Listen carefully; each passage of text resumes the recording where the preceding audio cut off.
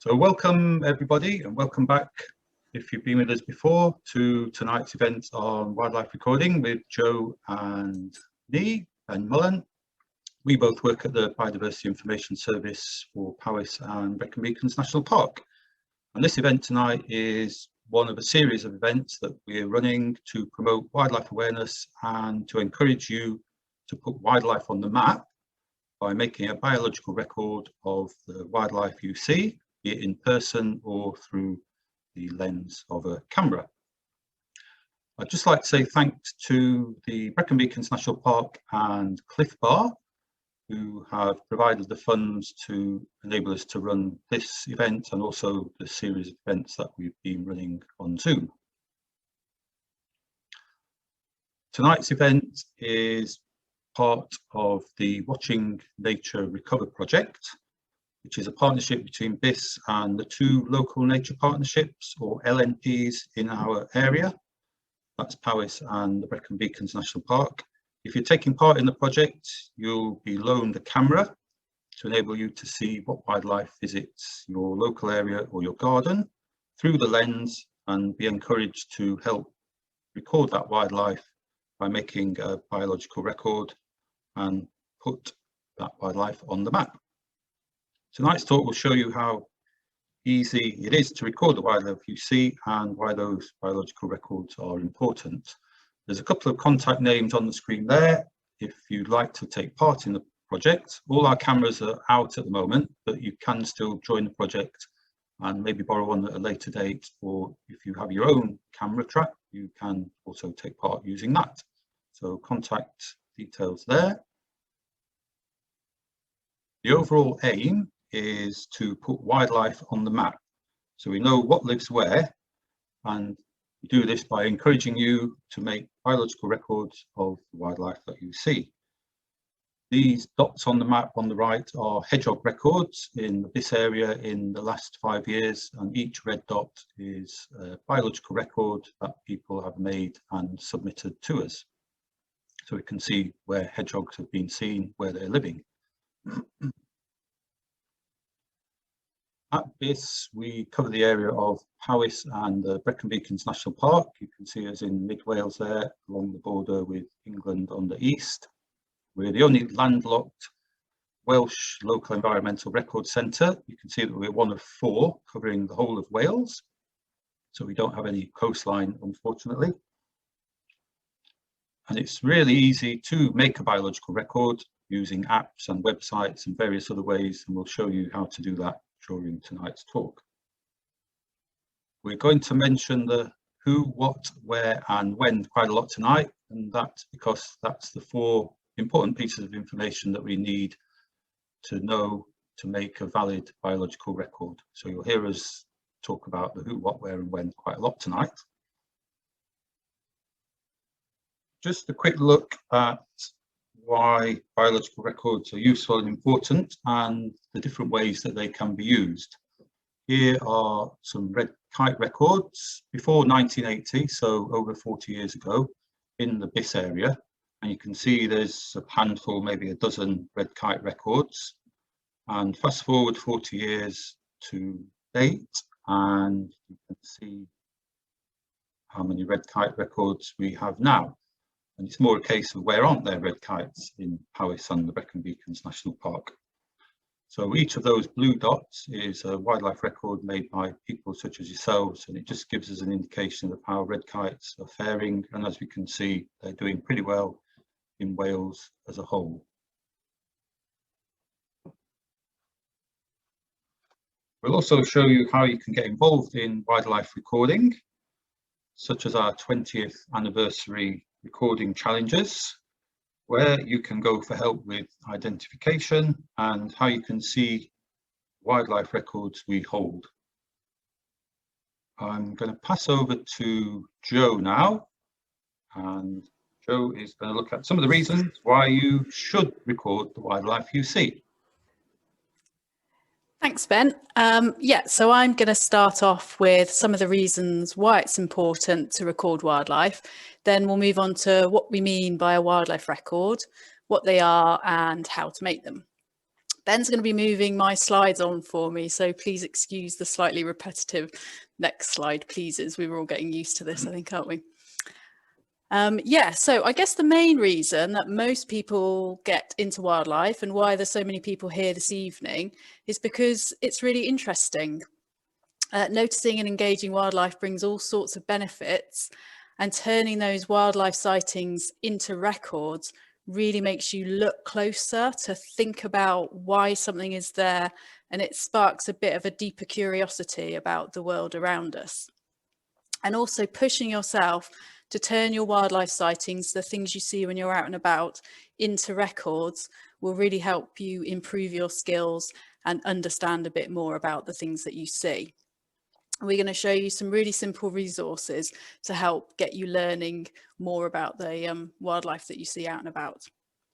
It's also worth remembering that the UK's got a phenomenal history of wildlife recording. We're really standing on the shoulders of giants here, the likes of Charles Darwin, Gilbert White and countless others. So you could think that recording the wildlife we see, we're contributing to the legacy that they started. Next slide, please, Ben. One of the other motivations to record wildlife is for conservation. People often make an assumption that they don't consider themselves an expert, so what they see isn't of importance. But the message we really want to get across tonight is that anyone can make wildlife records, and many of those will directly contribute to wildlife conservation. The main reason being that we can't protect things if we don't know they're there. Wildlife records also help us monitor changes in population. So Ben was just talking about the red kite population expansion and also distribution. So here we've got a lovely image of a curlew, and that's a bird that would have been quite common in Mid and South Wales 20, 30 years ago. And we know now, thanks to the records that our counterparts made 20, 30 years ago, that the curlew has declined by at least 40% since the 1990s. So if we don't record the things that we see as common and everyday at the moment, we won't be able to monitor those declines in the future. Wildlife records are also used as evidence to make conservation policy and directly to help guide conservation efforts on the ground. And without records that me and you can make, conservation organisations and decision makers won't have that evidence they need to make decisions. The records that BIS holds as the Local Environmental Record Centre, they've been made by members of the public as well as experts. And we make those available to lots of organisations such as NRW, the National Park Authority, the Wildlife Trusts, National Trust, so that they can make decisions and carry out conservation work. Next slide, please, Ben. That evidence is also used by researchers to investigate all sorts of conservation and environmental questions, such as what impact is climate change having, or what are the impacts of changes in land use. So this graph on this slide is from some research by the Biological Recording Centre, and it uses wildlife records made by everyday people, things that they saw when they're out and about on a walk. And from that, they've been able to demonstrate how climate change is shifting the range of various groups of species north. Next slide, Ben. So finally, one of the reasons why it's really important to record wildlife, and this is one that many people can understand or relate to, the wildlife records that we make when we're out and about are used directly by local planning teams to assess the impacts of planning applications in your local area. So if a record hasn't been made of a particular species, then the planning team can't take that into consideration when they're looking at planning applications. So again, we're back to those 2 points that we wanted to emphasise, that we need the evidence to make decisions, and if we don't know something's there, we can't do anything to protect it. Okay, so we've looked at some of the reasons why it's important to turn our wildlife sightings into records. So now let's move on and talk a bit about, well, what do we mean by a wildlife record? So what is a wildlife record? Well, some people might call it a biological record, or some people might call it a species record, but it's a simple record that contains 4 bits of information, and crucially, it's passed on to an organisation such as ourselves, the Local Environmental Record Centre, so that it can be stored and used for all of those purposes that we were just discussing. So those 4 bits of information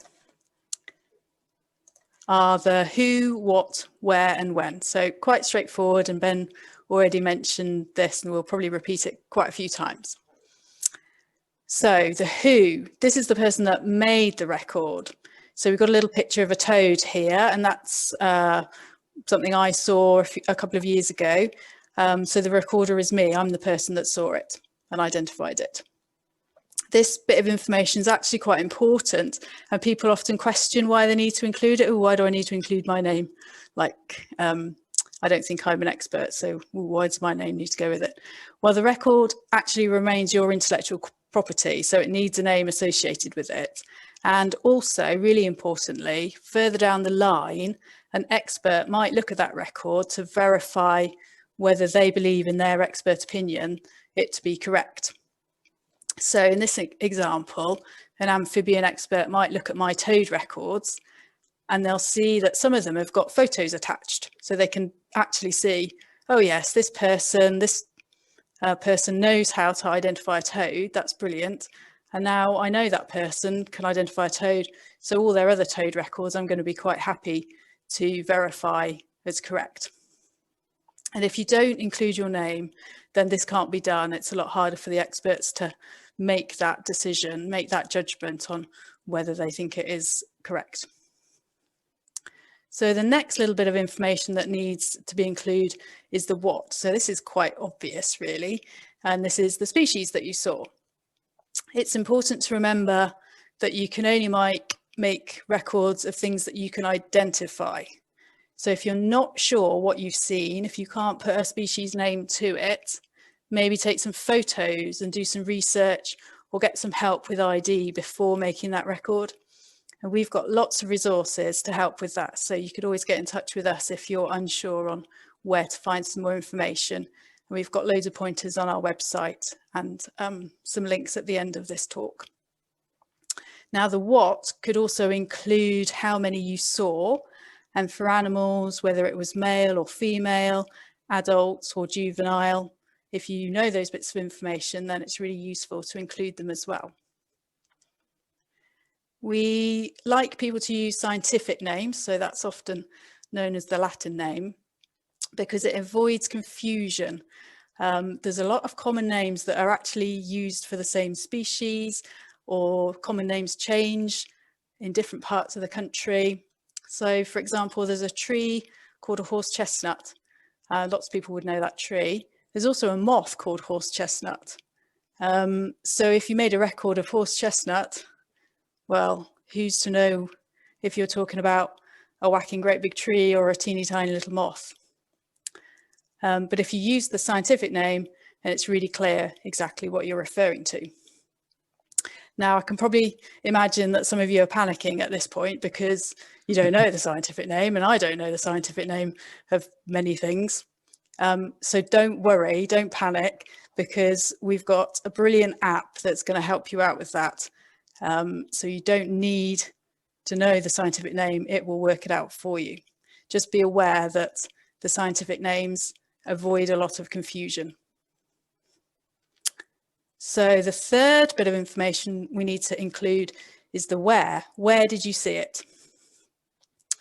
It's no good recording something as up the lane in Llanganada near the post box or outside the pub near my mate's house, because nobody else is going to know where that is.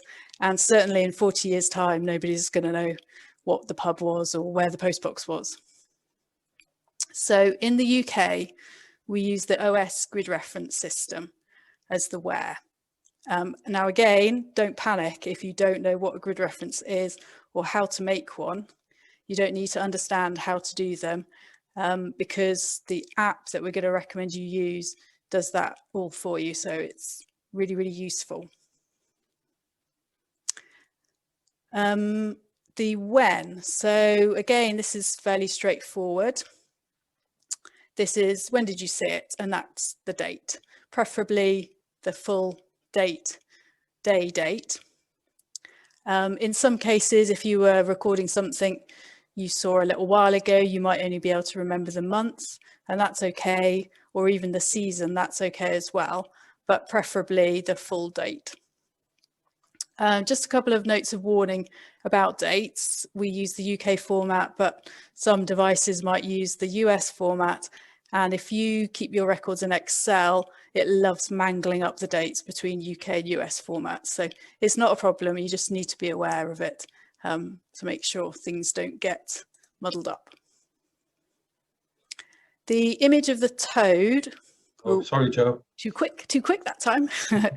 The image of the toad is an example of a wildlife record, but of course it mustn't stay as that little post-it note on the screen there. That's of no use. It mustn't stay as a note in your notebook. It mustn't stay as a little mental note you've made in your head. It must be passed on to an organisation that's going to store it and make sure that that information is available for all of those purposes that I was talking about at the beginning. Your record can also include photos, like this one I made of the toad. And in fact, that's really useful because it helps experts look at it and verify it. And again, the app we're going to talk about lets you do that with your phone. You can take some photos and attach them to the record. Okay, you can move on now, Ben. Thanks. So next we'll have a little bit of a think about what to record. So that could be anything that you can identify that is a wild species. And I say wild because records of garden plants or plants that have obviously been planted are not going to be of use for all those purposes we talked about earlier. But records of bees or butterflies in your garden, then they are going to be of use. So try and keep that in mind. Try and kind of remember why it's important to make records, why we're doing it, and that will help you decide whether it's a valid record. You can record things that you see. So I saw that toad. You can also record things that you hear, such as a bird singing, like this picture of a robin there in song. You can also record tracks and signs as long as they're good enough to identify the species by. So we've got a nice photo here of some foxscat that I found and made a record of. And we couldn't have a talk about wildlife without including a bit of poo, so we had to sneak some in there. Other tracks and signs that you can record are molehills. They're valid records, that's really useful. Also sometimes nibbled hazelnuts, because from the pattern of the tooth scrapes you can tell the species. Roadkill, so it's very sad, but it's actually really useful information for research. So if you do make records of things you see dead on the side of the road, always make a note. You can add a comment to your record that it was seen dead on the side of the road. Also things like footprints in mud or snow, if they're good enough to tell the species by. And of course, camera trap images, they make great records because you've got a nice image you can attach to your record to allow verification. It's really important to record common species as well as rarer ones. And common species often get overlooked, and hence quite often we hold little information about them.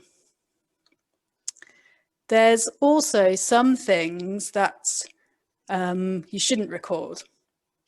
So for starters, if you can't identify it, if you can't put a name to it, and however expert you are, there's always going to be some, don't guess. You can always take some photos, do some research back at home, get in touch with an expert and get some help on ID, and then you can make a record.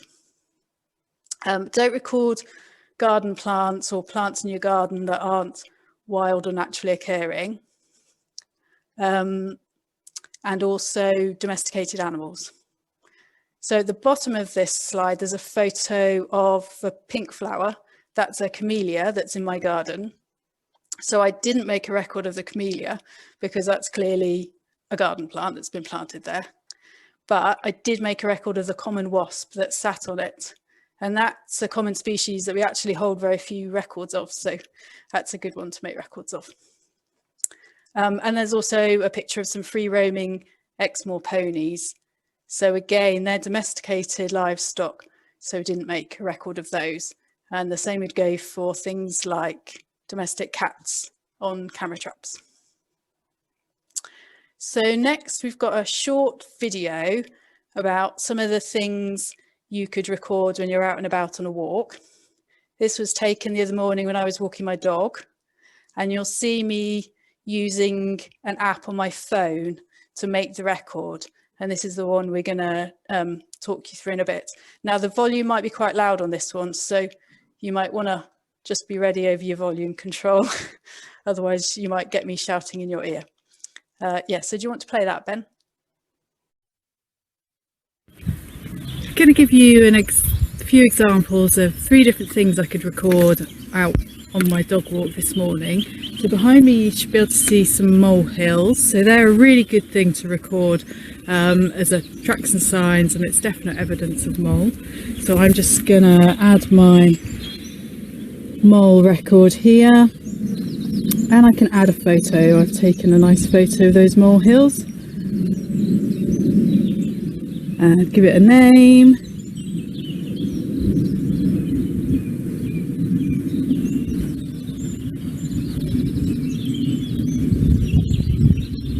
And upload it. So also while standing here, I can hear quite a bit. You might not be able to pick it up on the video. I can hear a wren, I can hear a robin, I can hear a song thrush. So I'm going to make records for all those as well, because they're valid records, because I can identify them from their song. And then also there's quite a few things I can see. So over on this side of the path I've got a hazel tree, so I'm going to make a record of that as well. So you can see quite a few different sorts of records I could make just standing here out on a morning dog walk.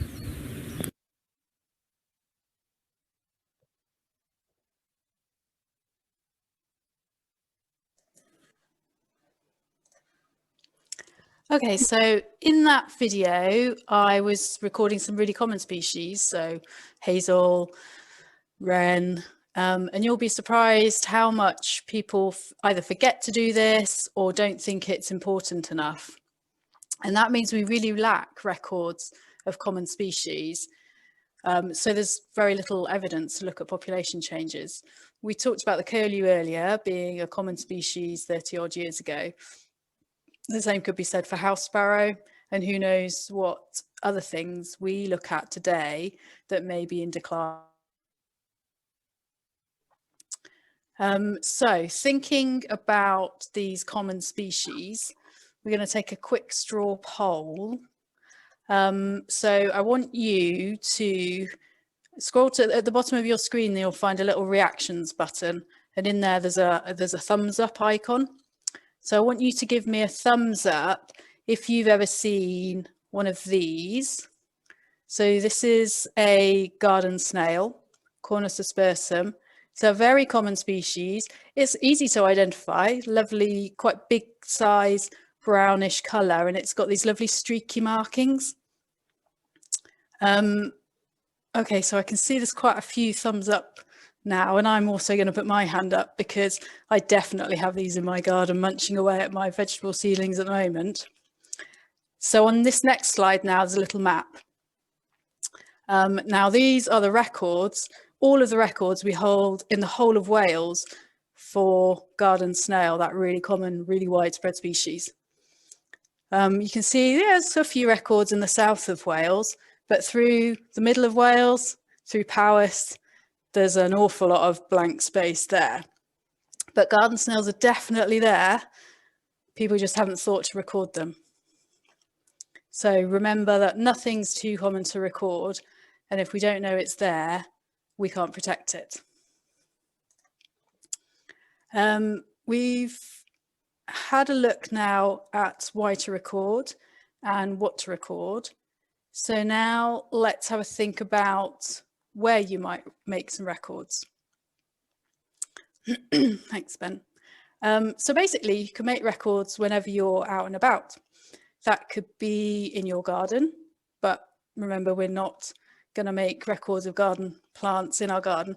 I saw there was a question in the chat about asking whether we could make records of garden plants that are out in the wild, such as rhododendron.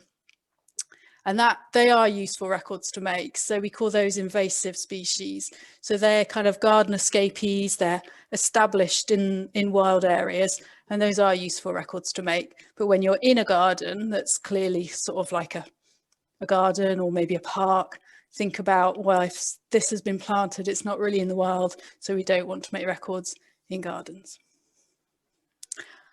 Okay, so as well as gardens could be in towns or parks or nature reserves, when you're out on a walk. And in fact, that's a really good time to be thinking, oh, I could just make a few records now, because the further you get away from towns and villages, the few records have been made. I make quite a few records whilst I'm traveling to work on the bus, or walking the dog, or when I'm pottering about in the garden. So here's another quick video with some ideas of wildlife that you might want to record in your garden. And again, it might be quite loud. So I'm in my garden now, and I just thought I'd show you a few of the things that you can record in your garden. So the first thing, I've just come across a really nice snail shell underneath some plants. So this is garden snail. It's a easy one to identify. So I can take a photo of that, attach it to my record using the app, submit that. That's a valid record, that's great. I also found another little snail shell, a little tiny one. And now I'm not too sure on the identification of this one, so I'm going to take that inside and have a look at some ID resources, see if I can get a definite ID on that one, and if so, I can make a record of that one. Now behind me there's some bird feeders, and we often get asked about making records for birds from bird feeders, because obviously they're there every day, that there's food out there, and I'm not going to stand here all day long making records. I might take part in a survey, but that's a separate thing. So I would make records of the birds on my bird feeders every month or two. I'll just sit and record the different species that are visiting. And the last thing I wanted to show you in a garden is having a think about the plants, because obviously quite a few plants and gardens are planting. We don't want records of those. So down here I've got this little plant is ivy leaf toadflax, and that's a wild plant that's just occurring here naturally. That's not been planted by me or anybody else, so I can make a record of that one. Whereas here, also coming out of the wall, this is a garden plant. This is Rose of Sharon, so that's been planted by somebody. I'm not going to make a record of that one because it's a garden plant. So that's a few ideas of things that you might want to record in your garden.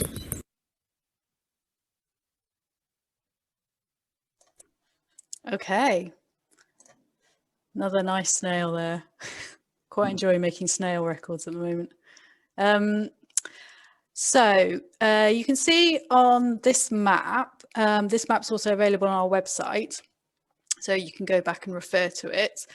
You can see there's quite a few areas that are blue or grey, and these are places that have got less than 100 records per square kilometre. Now, a square kilometre is actually quite a big area. The grey squares have got less than 5 records per square kilometre. So we actually have very little information, very little evidence for those areas of what occurs there. So if we think back to the why we're recording, these areas are quite lacking in all that information. There's even a few 1 kilometre squares that have no wildlife records at all.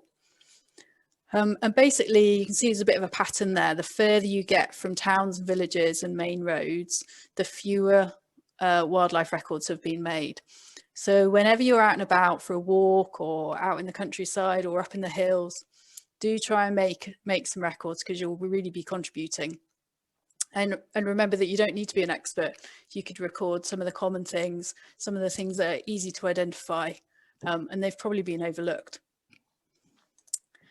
So now we've looked at why it's important to record wildlife, what information needs to be included, what and where we're going to record. I'll hand back over to Ben and he's going to go through how to make a record. Thanks, Joe. So how do you turn your wildlife sightings into biological records?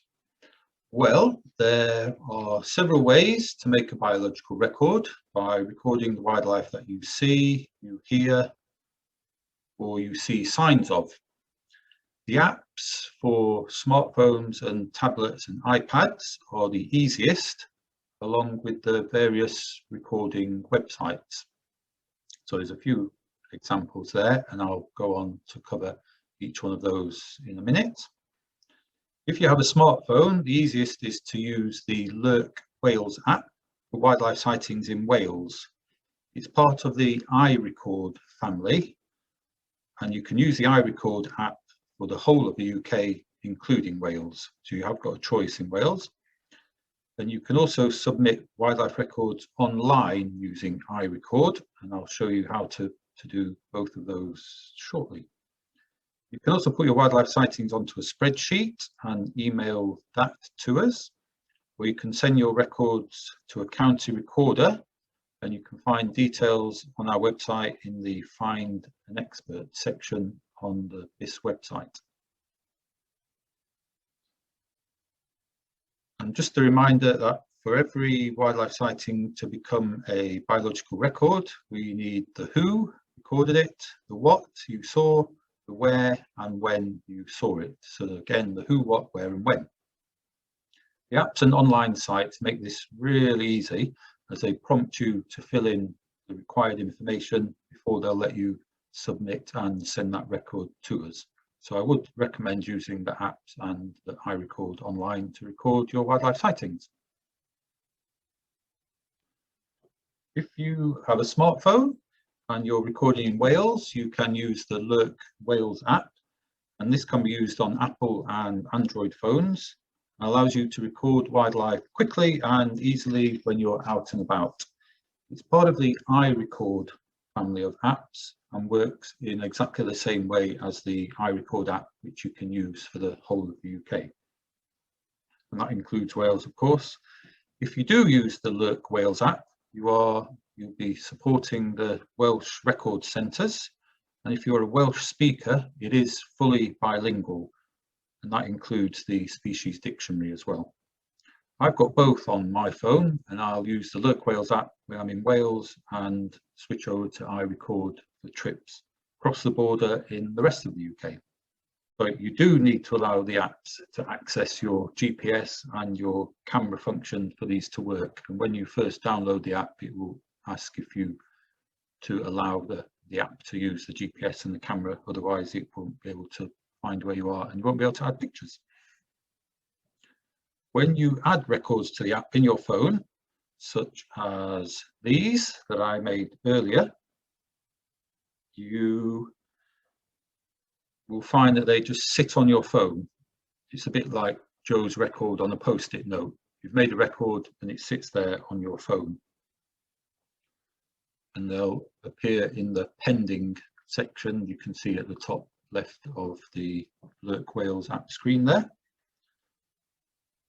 They only get to us and be a valid biological record that we can use when you upload them to us. And you can see that I've uploaded 171 records on my app there. That's the only time that you're going to need connectivity or Wi-Fi, is when you actually send the records or upload the records to us. So otherwise the app will work perfectly with no Wi-Fi or 4G or anything like that. So really easy to use, and they're not going to be burning up your broadband, your Wi-Fi data allowance. So this is the Lurk Wales app, and it works in much the same way as the iRecord app. And again, like the online sites, they make it easy, as they make sure that you've got all the required information, the who, what, where and when, before they'll allow you to upload and send that record to us. And they'll highlight any errors or things that are missing before you can send that record to us. It's really easy to add a record. All you do is click at the bottom in the middle there, the green cross or green plus sign, and use that to add a record. I'm going to put a short video up on the YouTube channel, and that will show you a little bit more about how to use the app and all the different functions that it has. But today I made a very short video just to show you how easy and simple it is to add a record using the Lurk Wales app. I'm here in my local churchyard and I'm going to show you how quick and easy it is to add a biological record using the Lurk Wales app. I'm going to record this yew tree which is growing in the churchyard behind me. Here's the Lurk Wales app home screen. To add a new biological record, click on the green plus symbol. Type in the name of the species you want to record, in this case a yew. The drop down list will appear. Select the one that you want, yew, conifer, tap on that. Your phone will then add that record to the Lurk Wales app and it will sit on your phone until you send it to us. So that's the record made, simple, quick and easy. If you want to check the details, click on the record line and you can see we've recorded a yew, we've got the grid reference and today's date. In red is name missing. It's always good to add a location name so we can cross-reference that grid reference. So tap on the location line and type in the name of the nearest place, in this case Brecon. Use the back arrow top left to go back to your record where you can add other information if you wish. Really useful is to add a photo of your records if you can. So bottom left, click on the camera symbol. You can add a photo you've already taken from your gallery or take one there and then by clicking the camera symbol. Take a photo of your yew tree. Bottom right, click OK to add it to your record and to send it to us. At the moment that record is just sat on the phone. To send it to us, top right, click upload.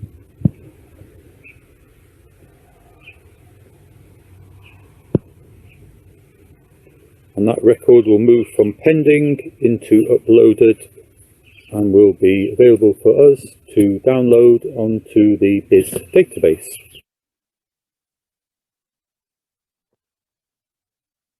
So as you can see, the app is really easy to use. Once you get familiar with it, you can easily and quickly add lots of records and the phone does most of the hard work for you.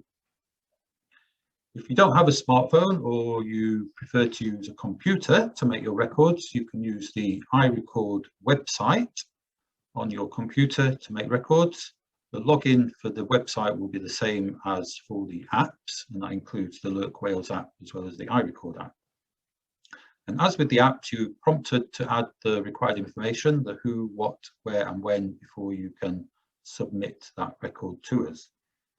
And once you've uploaded an app record or submitted an online record, you can see these on the iRecord website by using the Explore function, as well as being able to explore what other people have been recording. So if you are using the app, it is useful to also have a look at the iRecord website as well. And the online recording site, in this case the iRecord online site, is the only place that you can edit a record. For example, if you put the wrong date in or you wanted to add a photo later on, once you've uploaded it from the app, the only place you can do that is on the website. And linking the app and the iRecord website is done automatically because it's the same login and password for both. So any records that you make using the apps will appear on the iRecord website, and then you can explore those, and it keeps a record of everything that you've recorded. So I've got another short video now, which is to show you how easy it is to put the who, what, where and when into the recording websites.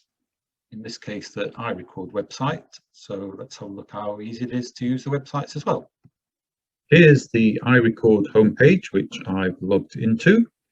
To make a biological record, hover over record and click enter a casual record. Here's the recording form. The species I want to record I saw yesterday, so in the date box I'm going to click on yesterday's date. I'm logged in so it knows who I am as the recorder. The species I want to record is toothwort, a parasitic plant. And as I type, you'll see suggestions are made from the species dictionary. Eventually it will come up with the one that I want, which is toothwort. As there are two similar choices, there's a yellow triangle with a 2 just to alert me to the fact that I might need to just carefully check I'm choosing the right one. In this case it is toothwort, so I'll click on that. A useful addition to your record, which you don't need to do, is to add a photo. You can either drag and drop from your files or click on the add photo and select it from the files on your computer. By double clicking, you can see it uploading there. That's really useful for the verifiers, the experts that see your records, and they'll be able to check that it is actually toothwort that you've seen. At the bottom of the form is the where information, and you'll see there's 2 red asterisks here. And that's because, as well as giving a precise location, which is usually a grid reference, we need you to write a place name just so we can cross-reference the grid reference of your record to the place. So it's quite easy to put the wrong grid reference in or mix up the numbers, for example. A good feature on the iRecord website is a search function. So type in the place where I saw or I want to search, select the correct one, and on the map on the right we'll see a map of Brecon. I can now zoom in using the plus and spot the area where I saw the record, which was in this woodland here. So I can click on that square. It will turn into a satellite photo image. So somewhere in that 100 by 100 meter square I saw toothwort. If I knew more accurately where it was, I can click again and it will turn it into a 10 meter square, which is an 8-figure grid reference. That's a really good, accurate record. That's all the information I need to add. I've added the photo, and I've also added the when, who, and what, and just done the where. We've got a location name and a grid reference, which are referred to as a spatial reference, kind of scientific term. And all grid references are based on the British National Grid. There is a box between the photo and the location about sensitivity. Now, if you've recorded a fairly rare bird of prey, for example, you might not want people to be able to spot exactly where it is. So you could either put a very vague grid reference, or you can tick the record sensitive box. It automatically blurs it to 10 kilometers squared, which is not very useful for conservationists, for example. So I would recommend choosing either 1 or 2 kilometers, because that will give an approximate area where you saw that species, and it will also be a good indicator of where a rare species is living for a conservationist. In the case of my toothwort record, it's not a sensitive record, and you will rarely have to tick this. So I'm going to untick it. So that's all the information I need. Done a quick check, and I'm now going to submit my record to the iRecord website database. And from there, we can download that record into the BIS database.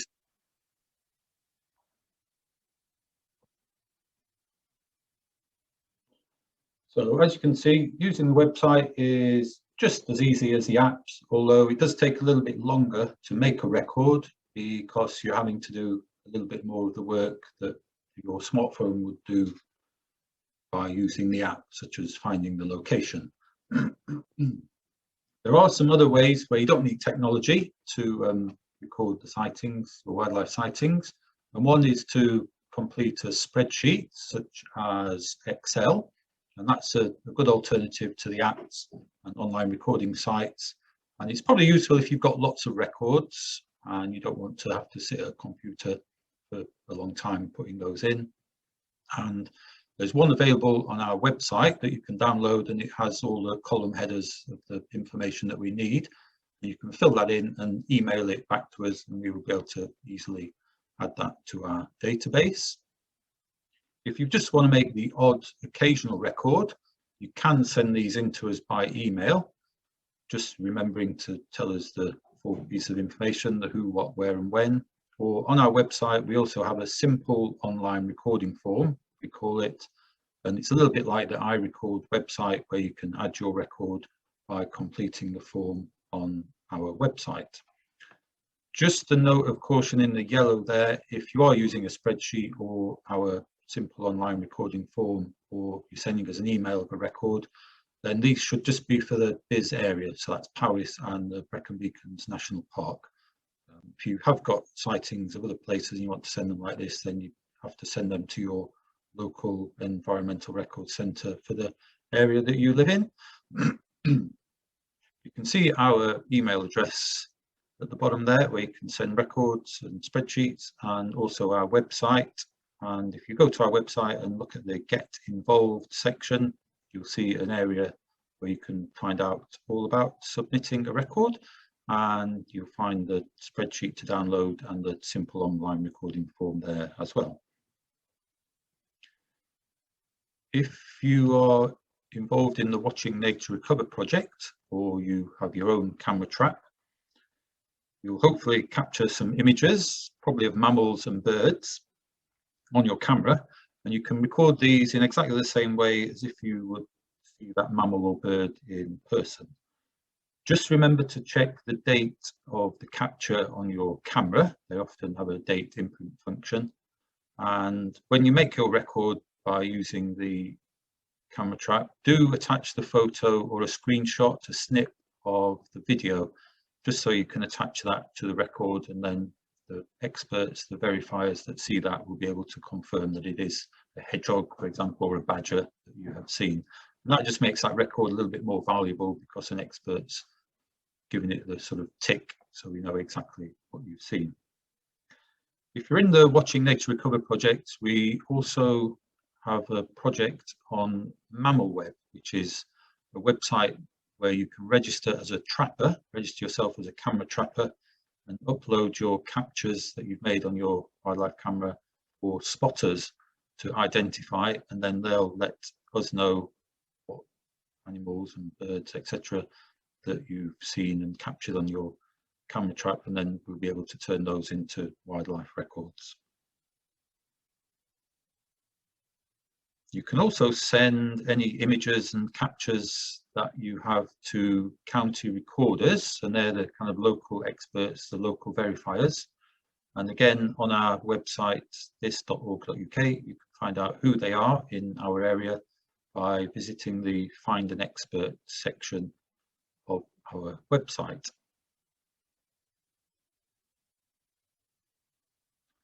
So all these records that you'll hopefully be sending in to us after tonight's event will be added to our database, and I'm going to hand back over to Joe, who's going to show you what a journey that a record makes. But first, how many records we actually have.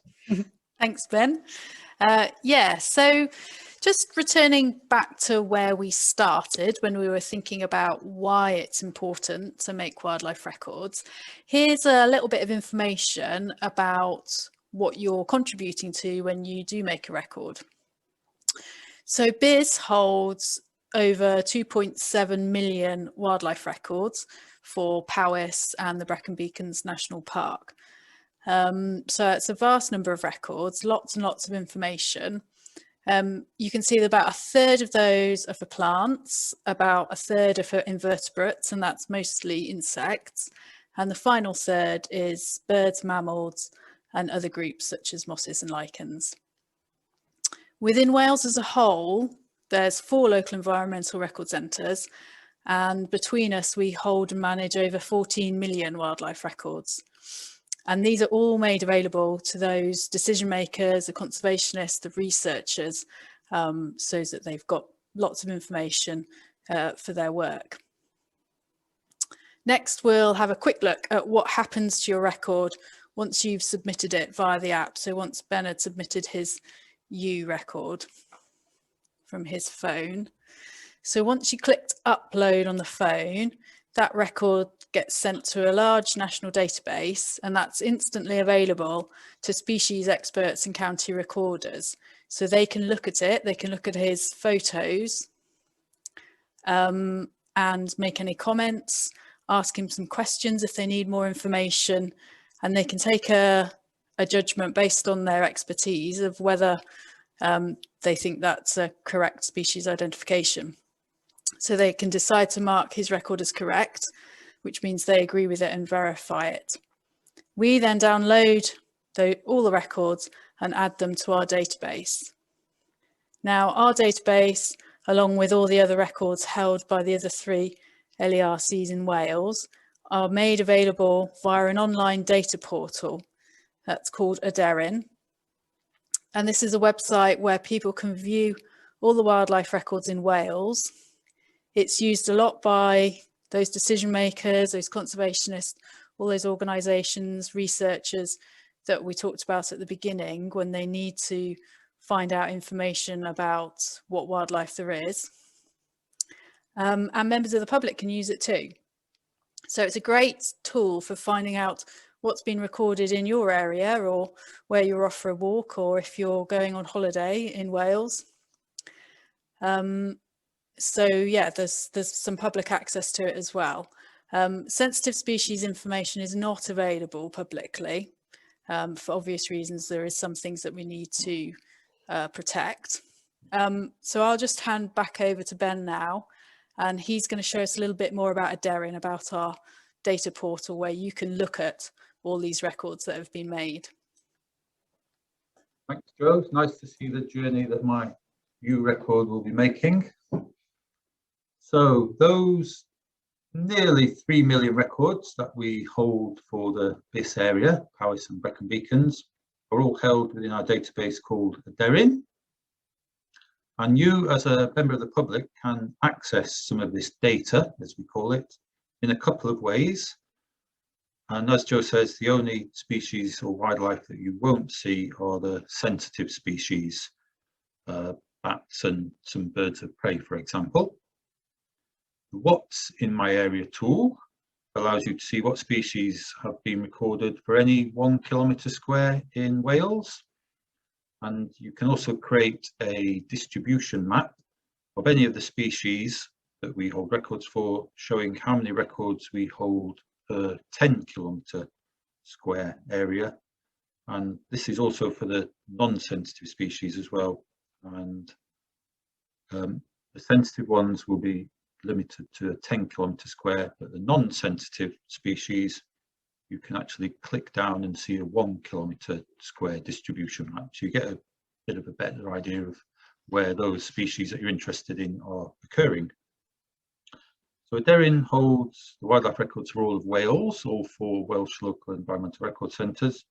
And at the moment it's around 14 million. So it's always growing as we get more and more records in.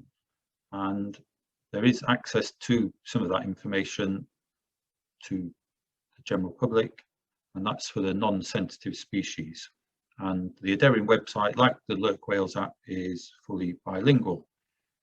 So I've done a short video here. This is the Aderyn homepage, and I'm just going to show you how easy it is to have a look at what wildlife records we hold for an area that you might be interested in. Here's the Aderyn homepage and the What's in My Area tool. Click go.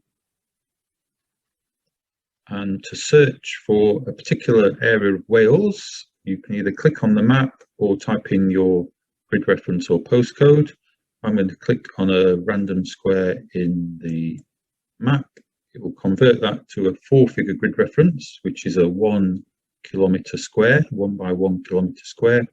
Click go, and it will give a summary of all the different non-sensitive species that have been recorded in at 1 kilometre square. We can see in the summary box there's 185 records and 61 different non-sensitive species have been recorded there. There is a list here of sensitive species, and as you can see that has things like rare birds of prey and bats and some rare plants amongst other rare species that we don't show on this What's in My Area tool because we don't really want people to know where they are. The list of this 185 records is seen below, and you can have a scroll through that and have a look. And in the search bar here, say you're interested in birds, you can type birds, and it will show that there aren't any bird records, which is a bit of a shame. So that's one place to go and record birds. You can see there's quite a lot of vascular plants and invertebrates. So have a look at that to find out what's living in your area.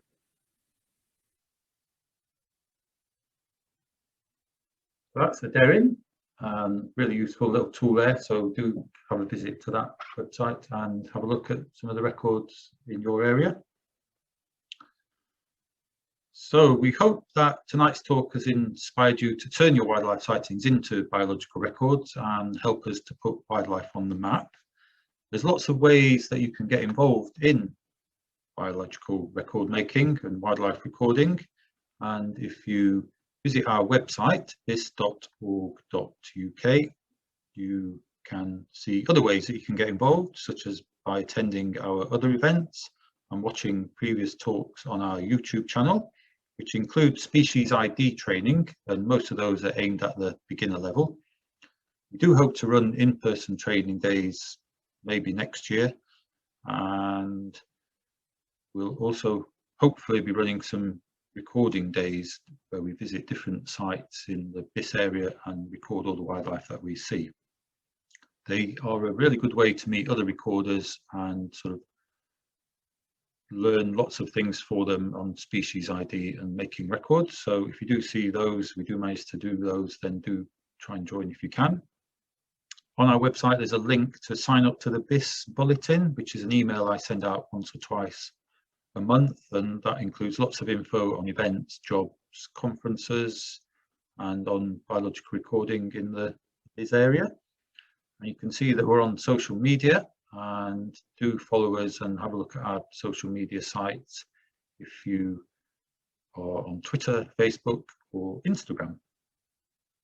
And on the left there, you can see our latest BIS 20 challenge, which is a series of recording challenges that we're running this year to help celebrate our 20th anniversary. We're 20 years old this year, so that's 20 years of putting wildlife on the map. And this latest challenge, there's still just enough time to take part until the end of the month, is to record 20 different birds in this area using the Look Wales app or iRecord. So if you fancy having a go at that, visit our website, look at the events and register for that. It's a prize-winning challenge, so if you do manage to complete it, you'll be entered into a draw to win a bird ID guide. That's just some of the ways that you can get involved and find out some more information. There's also loads of resources online to help you identify the wildlife that you see. As Joe said, you shouldn't make a guess at something that you want to record. It's a good idea to find out exactly what it is before you record it. And it's especially helpful with a lot of these groups if you have a photo, because people can often tell what you've seen by looking at the photo. If you're on Facebook, there's various private groups you can join to help with identifying something you have a photo of. For example, this is beetles Facebook group. So if you've seen a beetle in Britain and Ireland, you can post that on there, and there'll be people that look at that site and will be able to give you a species name if they're able to. Another example is Butterfly Conservation, and they have a Identify a Butterfly webpage. So you can take a look at the images on there and they'll give you some advice. And if you've got a photo to cross-reference, that's really useful as well. Just a couple of examples there. And if you are local to the BIS area, then do have a look at our website and the Find an Expert section, where you'll find the contact details of our local experts and county recorders who will be able to help you identify something that you've seen, either by description or preferably a photograph. I've also put together this help sheet, which lists clickable links to various sites that I find really useful for helping me to identify some of the wildlife that I see that I'm not too familiar with. So I'll often take a photo and then take it home and cross-reference it to some of these sites, and then use the Facebook group just to confirm the identification that I have made. You'll find this on our BIS website in the library, or I can email it to you as well after the event, and all those links are clickable, so really easy to use.